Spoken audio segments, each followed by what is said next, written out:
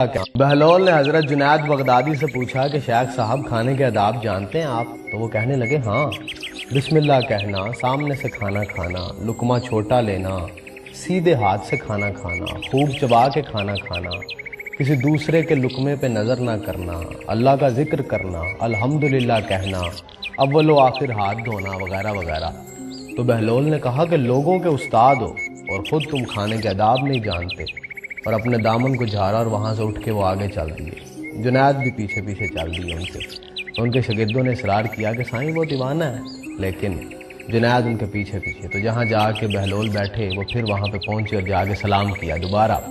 بہلول نے سلام کا جواب دیا اور پھر سے پوچھا کون ہو؟ تو انہوں نے کہا کہ جنید بغدادی جو کھانے کے آداب نہیں جانتا۔ تو بہلول نے پوچھا کہ اچھا بولنے کے آداب تو جانتے ہوگے نا؟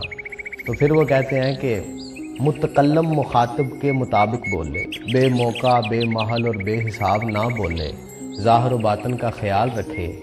تو بہلول نے کہا کھانا تو کھانا، آپ تو بولنے کے آداب بھی نہیں جانتے۔ بہلول نے پھر سے دامن جھاڑا اور تھوڑا سا اور آگے چلے گئے، جا کے بیٹھ گئے۔ شیخ صاحب پھر وہاں پہ جا پہنچے اور جا کے پھر سلام کیا۔ بہلول نے سلام کا جواب دیا اور پھر سے پوچھا کہ کون ہو؟ شیخ صاحب نے کہا میں جنید بغدادی جو کھانے اور بولنے کے آداب نہیں جانتا۔ تو بہلول نے پوچھا کہ اچھا چلو سونے کے آداب بتا دو۔ تو کہا کہ نماز عشاء کے بعد ذکر و تسبیح، سورت اور وہ سارے آداب جو آپ کو روایات کے اندر ملتے ہیں۔ تو بہلول نے کہا آپ تو یہ بھی نہیں جانتے۔ تو پھر اٹھ کے آگے جانا چاہتے تھے۔